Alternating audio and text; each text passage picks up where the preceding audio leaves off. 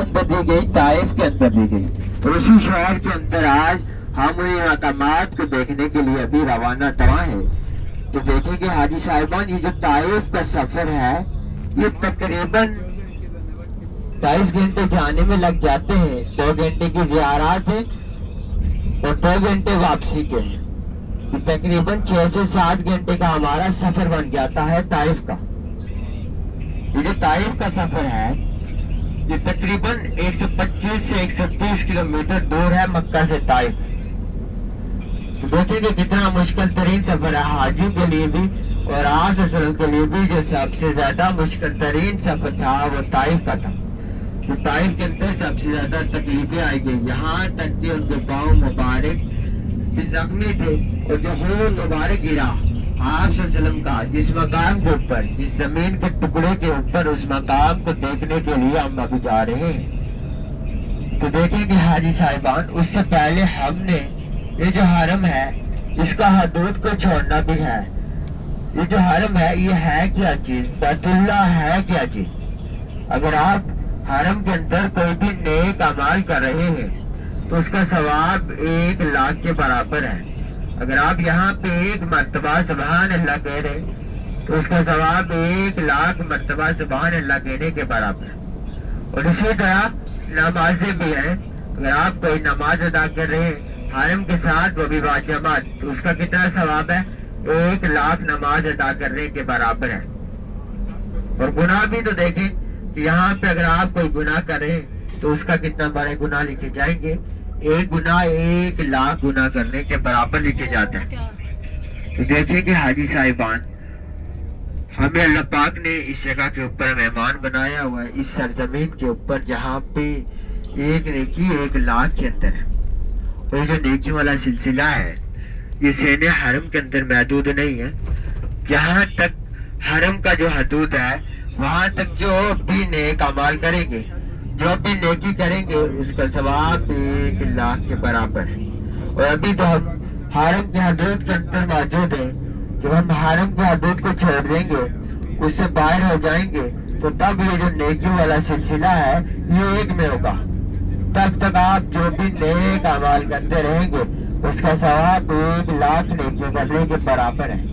ابھی اگر آپ 1 مرتبہ سبحان اللہ کہیں گے تو اس کا ثواب 1 لاکھ مرتبہ کہنے کے برابر ہے۔ تو دیکھیں کہ حاجی صاحبان، یہ جو نیکی والا سلسلہ ہے یہ صرف مدینہ پاک کے اندر اور مکہ پاک کے اندر ہے۔ مدینہ کے اندر اگر آپ 1 نیک اعمال کریں گے تو اس کا ثواب 50,000 کے برابر ہے، اور یہاں پہ 1 نیک اعمال کا 1 لاکھ کے برابر ہے۔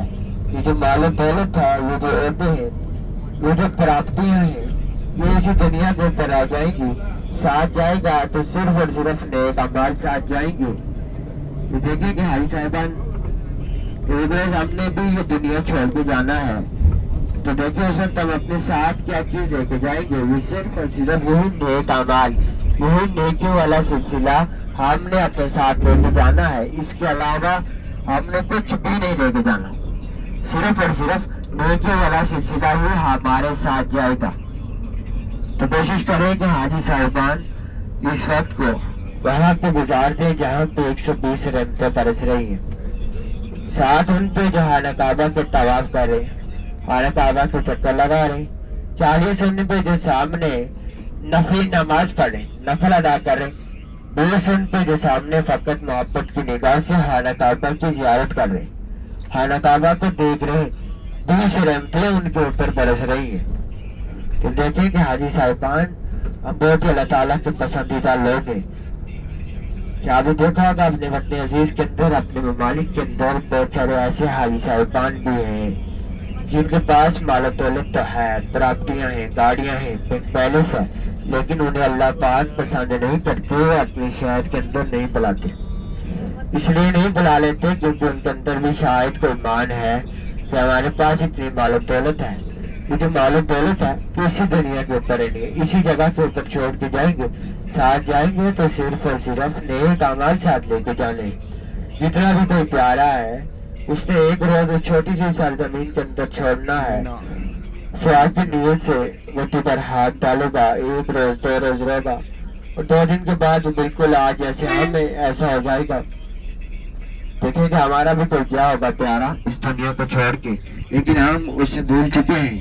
ہمیں آج کیا ہے کہ ہمیں اپنی ضروریات ہی اتنی ہیں کہ ہمیں اسے یاد کرنے کا وقت بھی نہیں ملتا کہ بھائی وہ کب کس ٹائم یہاں سے چلا گیا, کسی کو کوئی پتہ نہیں. اسی طرح وہ ہمیں بھی چھوڑیں گے, اس کے 10 روز کے بعد وہ ہمیں بھی اسی طرح جس طرح آج ہم بھولے ہوئے ہمیں بھی بھول جائیں گے, اور وہ اپنی زندگی عشر و عشرت سے گزار رہے ہوں گے, پھر انہیں بھی چھوڑ دیں گے.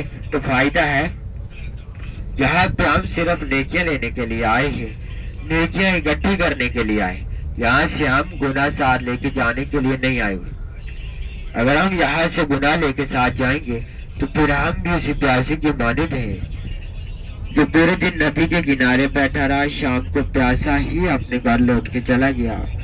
جیسے یہاں پہ آئے تھے ویسے یہاں سے لوٹ کے چلے گئے, تو یہاں تو پیسے لگا کے آنے کا کوئی فائدہ نہیں ہے. اس مقام کے اوپر جو پیسے لگا کے آئے ہیں تو اس کا وہ فائدہ ہے کہ ہم یہاں پہ آئے ہیں اور گناہ اکٹھے کریں, نیکی کی جگہ گناہ اکٹھے کریں, گناہ لے رہے تو فائدہ ہے. تو حاجی صاحبان یہ جو وقت ہے اسے اللہ پاک کی یاد میں, ذکر و اذکار میں عاجز بن کے شکر ادا کر کے اپنے گناہوں کی معافی مانگتے ہوئے یہ وقت گزار کے چلے جائیں. اس کے بعد شاید ہم اپنے وطن عزیز اپنے گھر کے اندر لوٹ کے جائیں تو اس کے بعد معلوم نہیں ہے کہ بلاوا ہوگا یا نہیں ہوگا, یہاں پہ آ سکیں گے یا نہیں آ سکیں گے, یہ کسی کو کوئی معلوم نہیں ہے. اور یہ جو زندگی ہے یہ کسی کو کوئی پتہ نہیں ہے کہ کس مقام کے اوپر, کس موڑ کے اوپر اس سے ختم ہو جانا ہے. شاید آج ہے کل نہ ہو, یہ کسی کو کوئی معلوم نہیں ہے. اس لیے یہاں سے واپس اپنے وقت عزیز لوٹ کے جائیں تو سچے پکے مومن بن کے جائیں.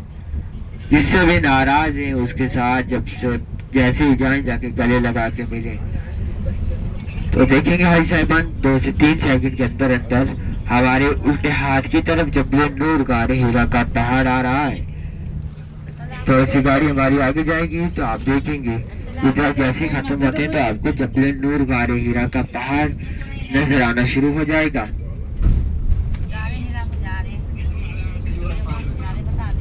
آگے برج آ رہا ہے, اس کے اوپر چڑھتے ہیں جیسے بھی ہماری گاڑی تو آپ کے الٹے ہاتھ پہ لیفٹ ہینڈ پہ جہاں پہ قرآن پاک جس پہاڑ کے اوپر نازل ہوا, سورۃ الاقرار کی 5 آیات جہاں پہ نازل ہوئی, جس پہاڑ کے اوپر اسی مقام کے اوپر اسی جگہ کے اوپر نازل ہوئی ہے. ابھی ہماری گاڑی تھوڑی سی ابھی آپ کے الٹے ہاتھ پہ بالکل سامنے یہ پہاڑ نظر آ رہا ہے. اس کے اندر وار ہے تو لوگ اس کے اندر نماز ادا کر سکتے ہیں, یہ قبلہ رخ وار ہے. تو مجاہد کرام آرام سے اس کے اندر نماز پڑھ سکتے ہیں. جبل نور غار ہیرا کا پہاڑ ہے. اس کی خاص بات یہ ہے کہ اگر آپ رات کو بھی آئیں گے تو یہ پہاڑ اسی طرح آپ کو رات کو بھی نظر آئے گا. اس طرح بھی آپ کو نظر آ رہا ہے یہ پہاڑ رات کو بھی اسی طرح نظر آتا ہے. اور اس کے اندر جو غار ہے اس غار سے جو صفا مروہ کی پہاڑیاں ہیں وہ بالکل سامنے نظر آتی ہیں. پہلے خانہ کعبہ نظر آیا کرتا تھا, اب خانہ کعبہ تو نہیں لیکن صفا مروہ کی جو پہاڑیاں ہیں وہ اس مقام کے اوپر سے بالکل سامنے نظر آتی ہیں. اس کے اوپر ضرور چڑھے. اور دوسری سائڈ کے اوپر جبل نور غار ہیرا اور بیک سائڈ کے اوپر جبل سور غار سور کا پہاڑ ہے. اس مقام کے اوپر آپ صلی اللہ علیہ وسلم اور صدیق اکبر تعالیٰ عنہ نے 3 راتیں جس پہاڑ کے اوپر بیان کیا وہ ہے جبل سور غار سور. اور اس پہاڑ کے اوپر جبل نور کے اوپر تقریباً 40 سال تک آ کے عبادت کیا کرتے تھے. اور جب قرآن پاک نازل ہوا اسی پہاڑ کے اوپر ہوا ہے. اس پہاڑ کی بھی آپ نے زیارت کی ہے. انشاءاللہ ابھی جاتے آگے جائیں گے تو آگے حرم کے حدود کی جو ہے یہ باؤنڈری آ رہی ہے جہاں پہ تک ایک نیکی 1 لاکھ کے برابر ہے. وہ حرم کے حدود کی باؤنڈری آئے گی. یہاں سے گاڑی انشاءاللہ ڈیزل ڈلائے گی تو آگے روانہ ہوں گے. تو تب تک آپ حاجی صاحبان ذکر و اذکار کریں, اپنے دل کے اندر ذکر و اذکار جاری رکھیں. تو تب پاکستان اپنے